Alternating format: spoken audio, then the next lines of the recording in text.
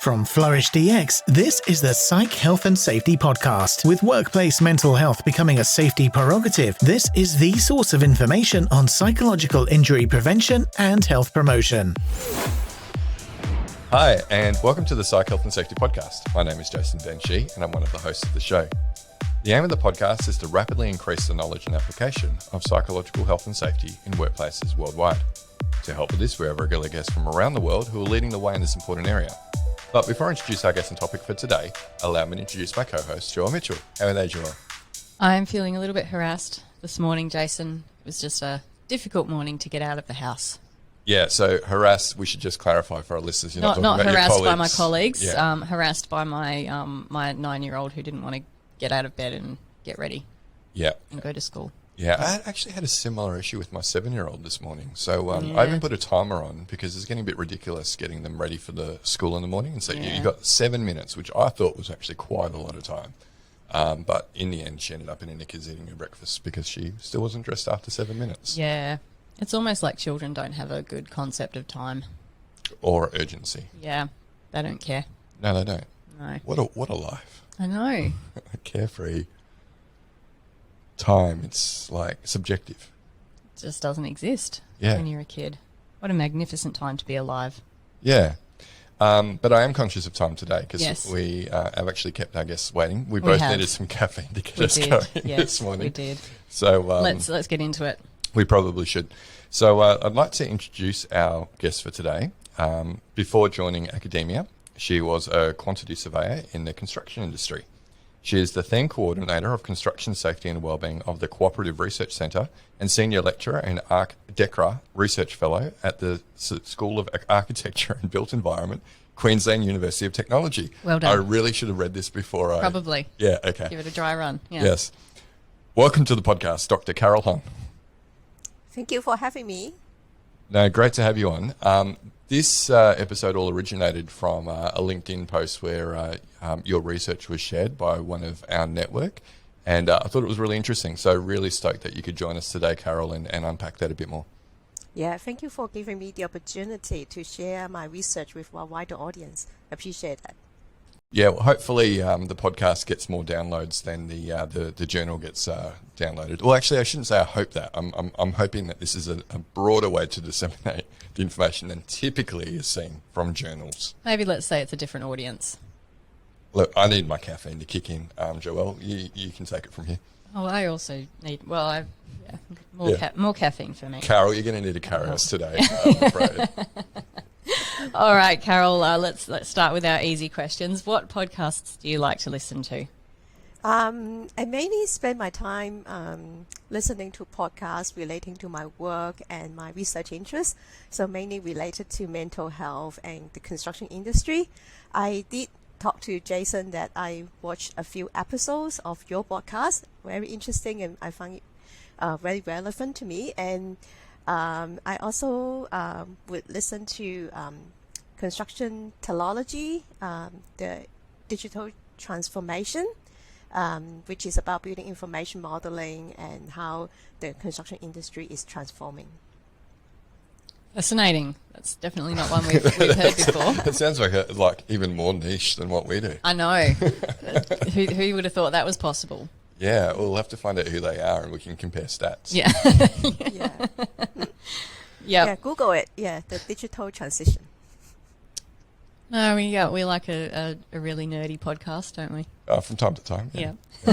Although the one that we're listening to at the moment is The Rewatcher. It is, yeah. I mean, that's nerdy in a different way. Yeah. I'm not sure if you've come across it, Carol.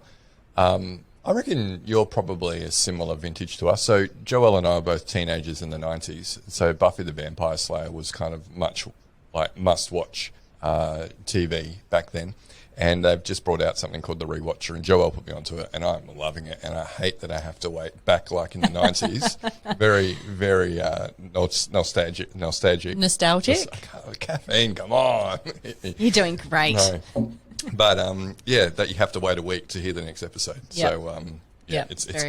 So if you were a Buffy fan or an Angel fan or whatever, it's definitely worth a listen. Yep. And if you haven't watched Buffy, then do what they're doing, watch an episode, listen to them talk about it on the podcast, and then wait a week before you watch the next episode, just like it was in the 90s. Yeah, no binging.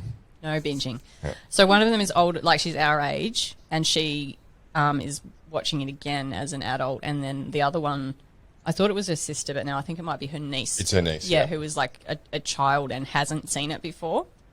So there's one of them watching it again, and then there's the other one who's watching it for the first time. So that's kind of the dynamic, which is pretty fun. Yeah. Anyway, Carol, can you tell us about your professional career, please? Yeah, thank you. Well, I'm an academic in Queensland University of Technology, and I'm passionate about improving construction health and safety. So I've been doing research in this area for around 14 years now, and my recent research has been on mental health in the construction industry. So I got research project funded by the Australian Research Council in 2019, and I worked with a team of colleagues from School of Management and School of Psychology from the University of Queensland to look at how we can improve mental health in the construction industry.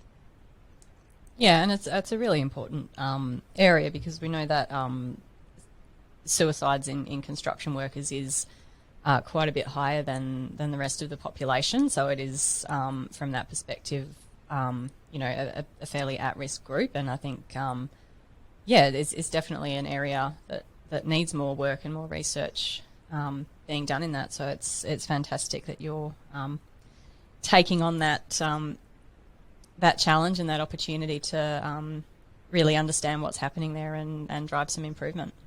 Yeah, the statistics are really shocking. So what came to my attention was back in 2017. One of my students working in the construction industry, he told me his workmate killed himself. So I was shocked. It was so close to people around me. And then I think around 2018, some statistics came out, and construction workers are 6 times more likely die by suicide than by workplace accidents in a construction site. And the latest statistics also show that male construction workers were 97% higher to have suicide than non-construction workers. Wow, that's phenomenal. Yeah, and you can understand why there's groups like Movember, for example, that Yeah. have specific focus on men's mental health in those sorts of industries. Yeah. Absolutely, yeah. Yeah. So, Carol, I was saying from the outset that, what brought your research to my attention was it being shared on LinkedIn. As listeners would be aware, Joel and I spend way too much time on LinkedIn. It's probably, if I was to look, and I'm not going to, I really would be scared to look at my phone usage. What is it, the screen time? Yeah, but LinkedIn, I'd say, is my number one app, and then probably mail. But the article that you wrote was called "The Relationship Between Psychosocial Hazards and Mental Health in the Construction Industry, a Meta-Analysis." So actually, for our listeners that are, not from, an academic background, can you maybe first of all explain what a meta-analysis is? Yeah. So meta-analysis allows you to look at the pooled correlation coefficient. So for the same topic out there may be 10 articles or 20 articles conducted all over the world. And meta-analysis allows us to look at the overall picture. What is the quantitative effect size of different variables. So instead of conducting one study in one location, which the sample size may be 100, we can collect a bunch of existing research and have a bigger sample size, have a bigger data set to look at the overall effect size on different population. Yeah. And so when you looked to find journal articles that met your inclusion criteria, how many were included in your meta-analysis? 48. Yeah. Yeah. And what was the total sample size then of that? Over 10,000. Yeah, so much, like you say, much more representative than one Yeah. single study, which might have looked at a Exactly. smaller sample. Yeah. Yeah. So we talked about some of the issues involved in mental health and the higher prevalence of mental illness and suicide in the construction industry versus other industries. That's obviously one motivation to research in this area. What else prompted you to do this meta-analysis? Yeah. We really interested to know what is the effect of psychosocial hazards on mental health. So there are ubiquitous studies talking about one particular psychosocial hazards on particular mental health outcome, like burnout. But really, there's no quantitative research telling us how big is the impact of these groups of psychosocial hazards on different mental health outcomes. While there are some systematic literature review papers listing out these are the important psychosocial hazards, there is no quantification of how big is the effect. So that motivates us to conduct such a meta-analysis to see, how big is the impact of psychosocial hazards on mental health. Yeah, and I think some people are still baffled by that. I mean, the research around psychosocial hazards and its effects on mental health has been around for decades, but there's still a lot that we don't know, right? Or we can't be sure about. So there's still so much work that needs to be done in this area. Yeah, and especially in construction industry, the papers we reviewed, most of them, they were not conducted by psychologists, but construction management researchers like me. And the concept of psychosocial hazards is actually very new to us. And most of us do not have a psychology background. And when we did the analysis, the meta-analysis, we find that some of the concepts might need better clarification and better definition, a consistent definition in our field. Yeah, I think that's across the board with anyone who's talking about psychosocial. I mean, even Joel and I were talking to a colleague just the other day about the conflation between terms like psychosocial hazard or psychosocial risk factor or workplace factor. They largely are the same thing. Well, yeah, it's, No special input from Joel except I'm affirming what you're saying, Jason. Yeah. That's unusual. That's probably why I'm a bit baffled. You're shocked, yeah. I had a good discussion about this with my colleague, Kirsten Wei. And I think she's really the expert to tell you the difference between psychosocial hazards and psychosocial risk. And I think we still need to have those conversations. It is a good thing that we're now seeing things like ISO 45003, which is an agreed international framework on psychological health and safety, and does clarify definitions. And in Australia, we've got the model regs and the model code of practice, which also then provides some clear definitions. Problem is, each state in Australia kind of likes to change it up a little bit as well. So, yeah. Harmonise, schmarmonise. Yeah, that's about right. So, Carol, I'm interested to know what you found then. What are the key psychosocial hazards in the construction industry that have a negative impact on worker wellbeing? So we find the overall effect size being 0.28.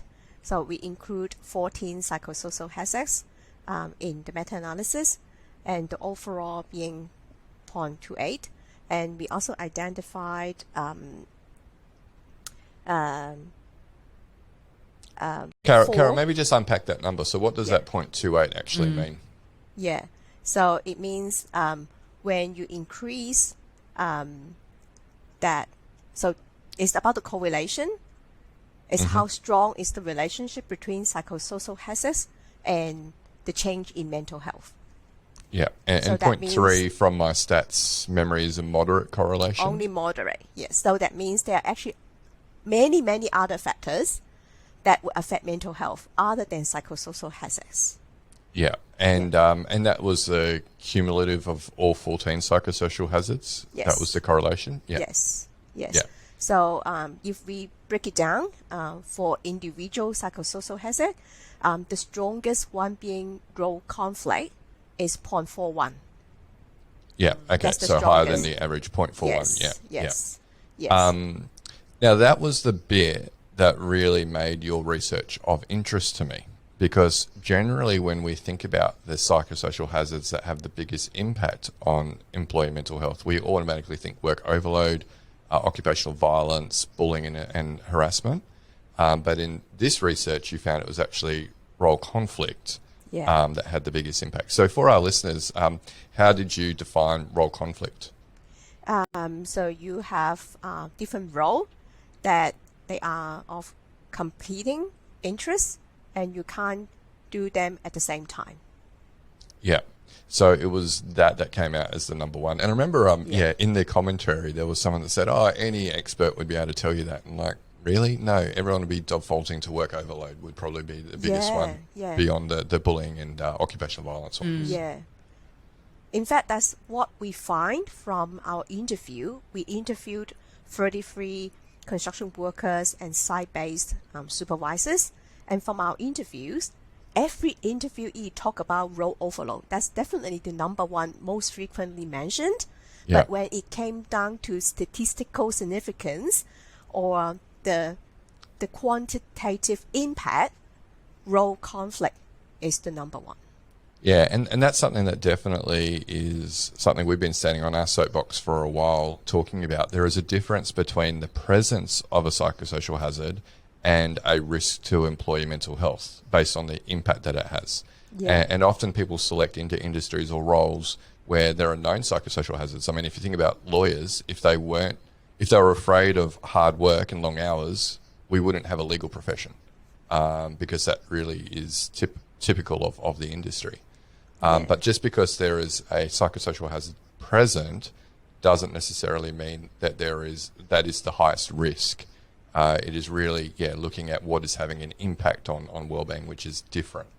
Yeah, that's exactly what we think. Our team compare the results from what we find from the meta-analysis and what we find from the interview.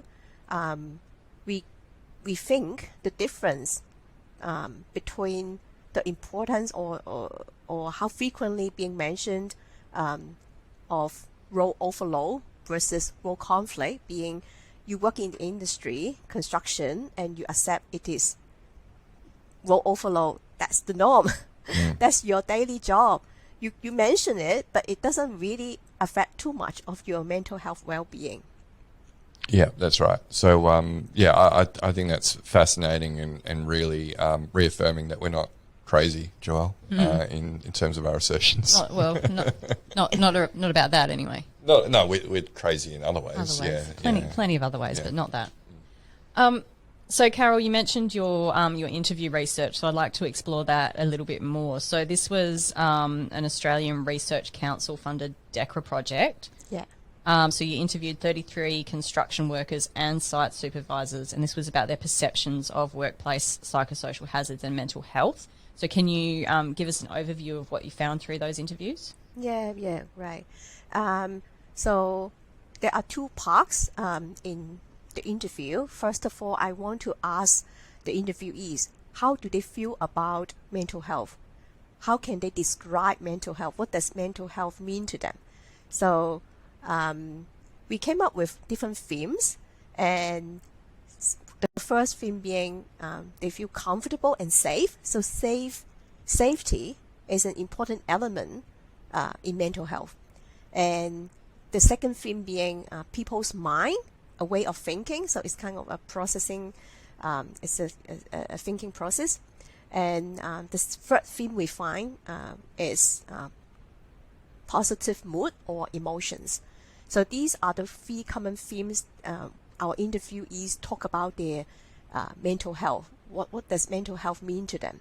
And we also find that so construction workers and site supervisors, and some of them, they received some mental health first aid training, and some of them sit in the health and safety committee. We find those interviewees, they can articulate better or articulate more how do they feel about mental health, or what does mental health mean to them. But without this kind of background, some interviewees struggle to articulate what mental health means to them. Yeah, okay. But so you're saying that there is a relationship between them feeling like their environment is physically safe for them, and that actually has an impact on their mental health. Yes, because Yeah. it's a risky job. Yeah. Yeah, that's and I think that's also an important finding, because I think that aspect of psych health and safety a lot of the time is overlooked. That the importance of having a safe physical environment does actually also impact your mental health quite significantly. Yeah.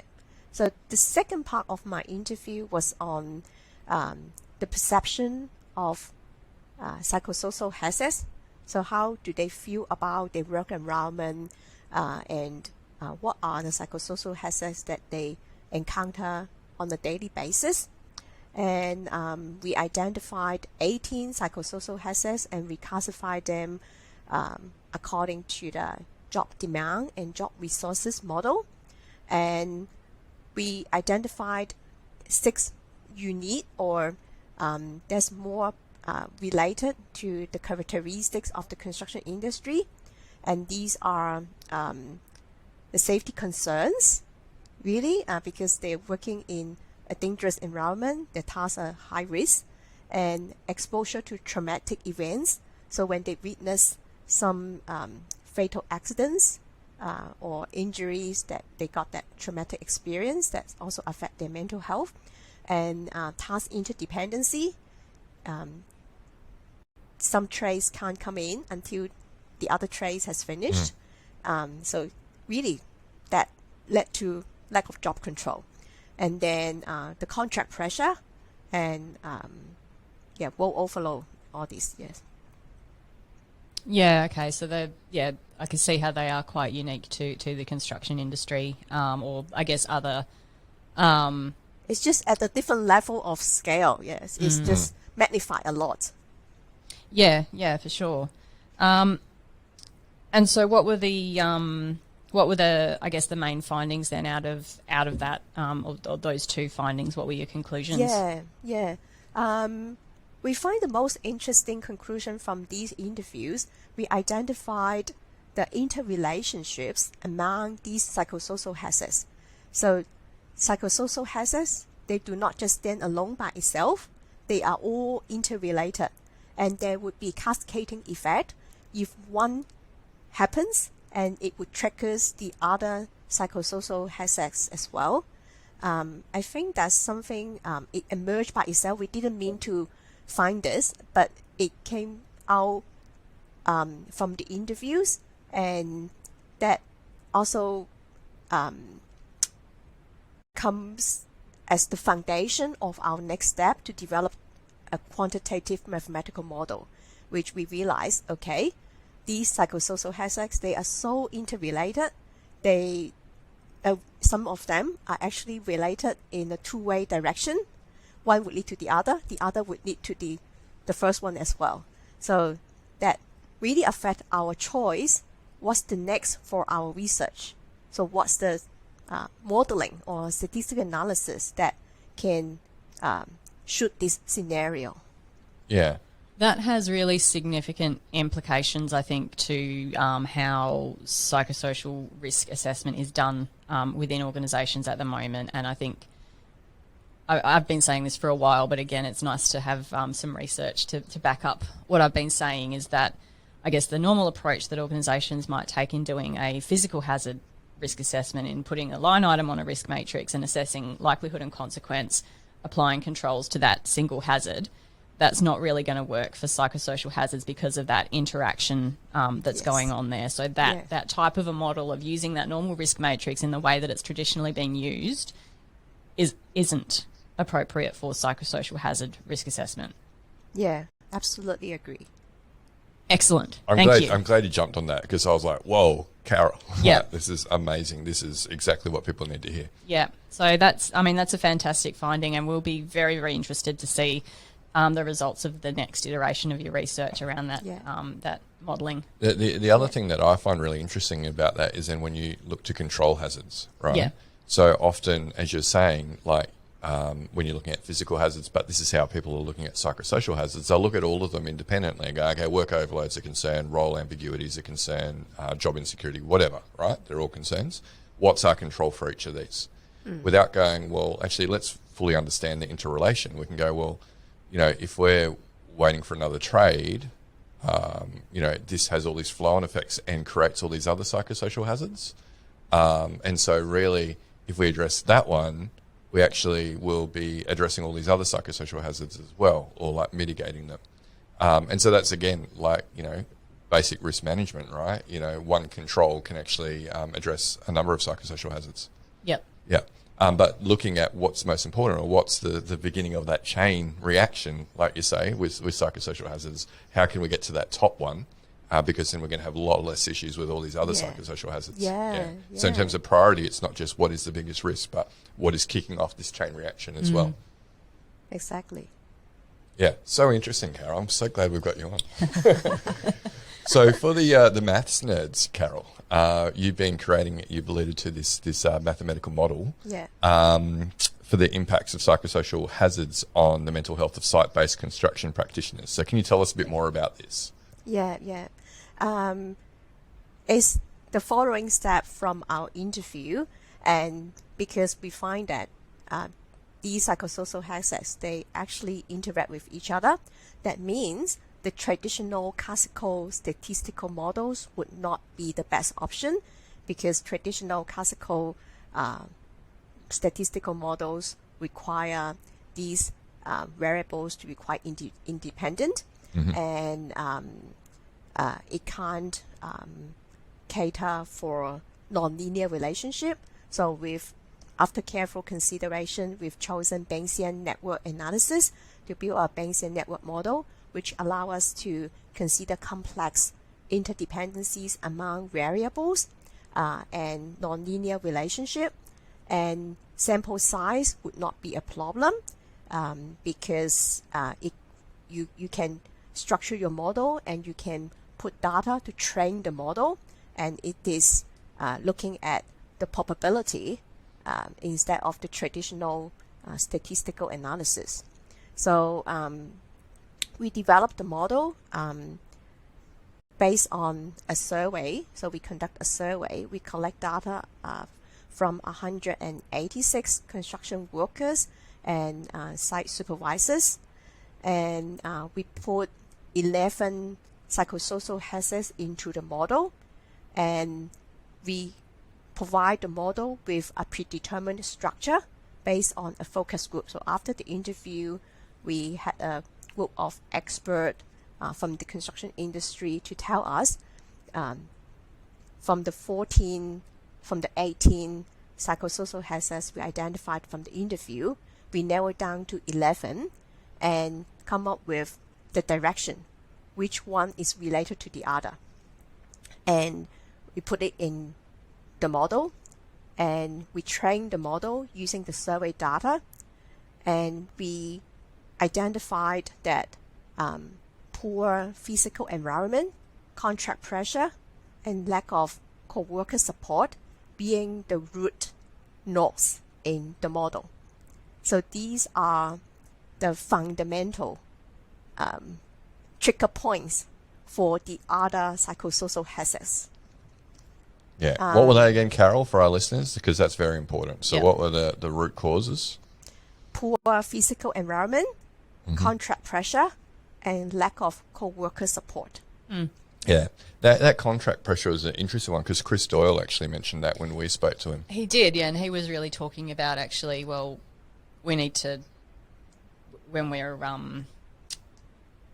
submitting a tender, we actually need to plan for those sorts of issues, and actually, what are the problems that we know are going to emerge? What are the hiccups that just always happen in these types of projects? And we actually need to build in sort of time and buffering, I guess, for those things. Yeah, and it also speaks to the importance of protecting your supply chain if you are the procurer of these services as well. And because often it's like whoever is putting in the lowest cost when it comes to construction, they're the ones that win the bid. but then they don't necessarily have the same protections for, contract pressures and that sort of thing. So, if we want sustainable supply chains, then, the people procuring it need to not just be going for the lowest bid, but look at the realities of this.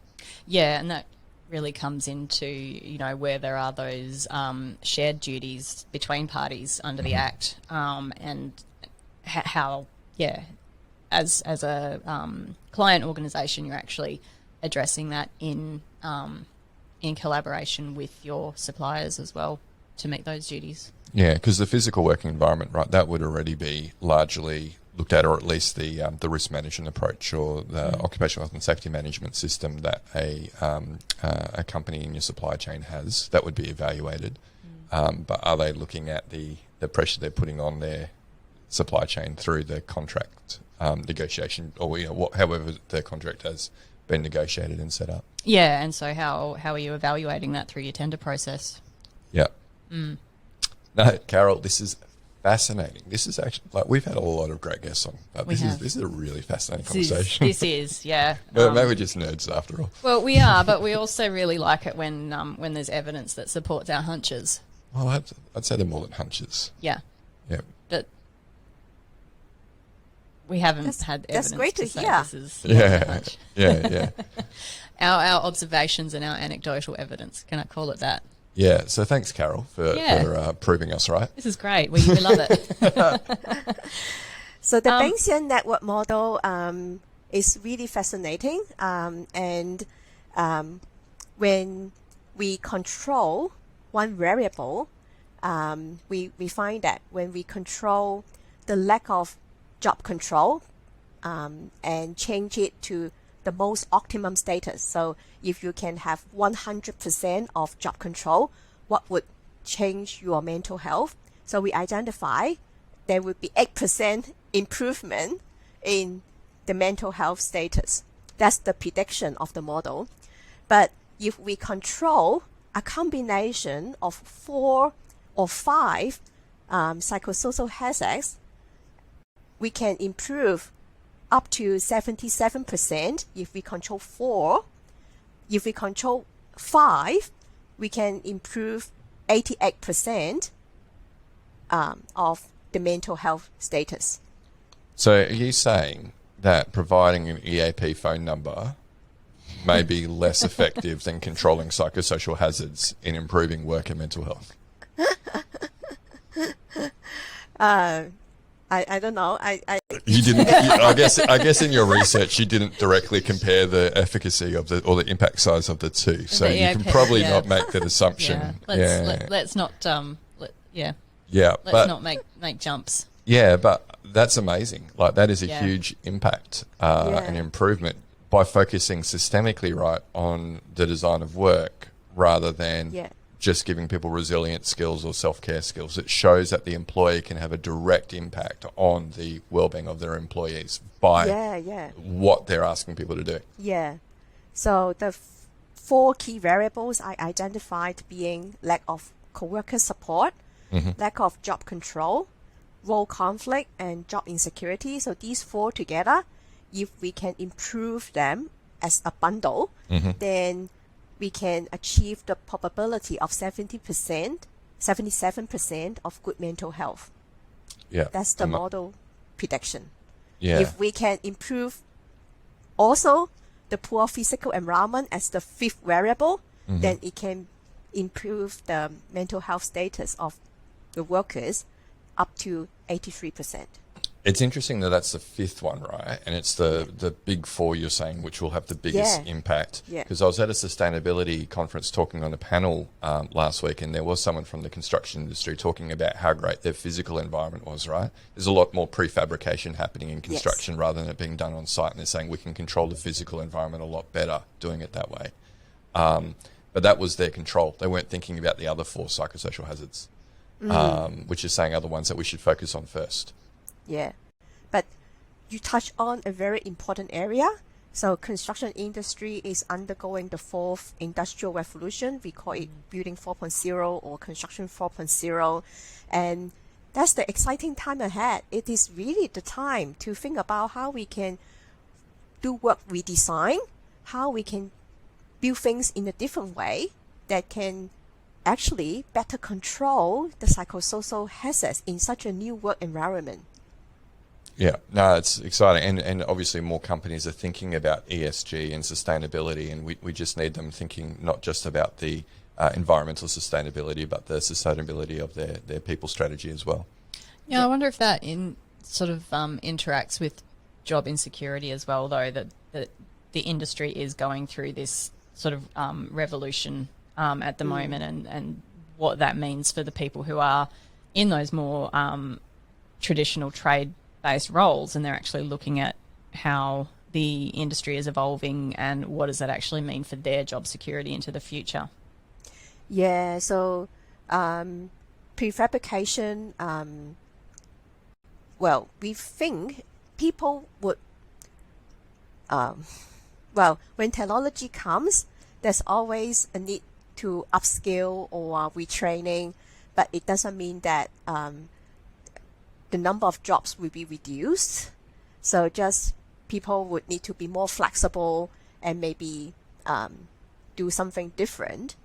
And I think when building information modeling came out, there was a saying that, okay, quantity surveyor will be out of job because you don't need to do measurement.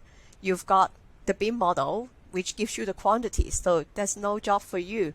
But no, quantity surveyor still there and still being strong in the industry. I think there's always, if technology is technology, but there's still, we need human to use it in the right way. Yeah, and I think that there's probably an element in there as well as what is the role of the employer in actually taking your employees through that process of upskilling, as opposed to just saying, all right, well, we've got this technology and we're going to make this entire work group redundant and it's up to them to go and reskill themselves. So I think there's an ethical question in there around, how you manage that transition as an employer. Yeah, definitely. Yeah. Yeah, and that would start from TAFE, I guess. Yeah, but thinking about the people who are actually, sort of mid-career, as that change is happening, and how does the reskilling, what is the role of the employer in actually facilitating and supporting them in that reskilling, and potentially keeping them employed as they're going through that process, as well as the pipeline through TAFE. Yeah. So an interesting emerging issue, I guess. Yeah, and the role of government, I guess, as well in that, because it can't just be borne by the construction companies because they have to operate, at least profitable, or well, cost neutral at least, if not profitably. Yeah. So, Carol, what is next for your fascinating research? Yeah, so building on the mathematical model, we now identify, so these 5 are important psychosocial hazards that really has potential to influence people's mental health. And we are going to use agent-based modeling to do some simulation to see what are the effective interventions to mitigate or reduce these combination of psychosocial hazards. We're still testing and hope to share with you the outcome later. Well, we'll be very interested in that outcome because that's always the challenge is the evidence base around the solutions, and that's where the big gaps are at the moment. So it's excellent to hear that you're actually taking that step and looking at solutions and their efficacy. Yeah, I dare say we're probably going to be reconnecting with you, Carol, quite regularly in the future, because I think we're trying to solve similar problems. So trying to understand that interrelation between psychosocial hazards and their ultimate impact on worker mental health. But then what are the controls that can be used to reduce risk and by how much? Yeah. I'm also interested to hear, what are your thoughts on how generalizable this research is outside of the construction industry, or do you think we need replication of this process in other industries to sort of look at whether those factors are common sort of globally, or whether there are unique primary hazards in different industries? And even can the model be applied in different industries to understand the main factors? Yeah. That's a great question. And my which one was a great question, Carol? Joel's on mine. Both. Yeah.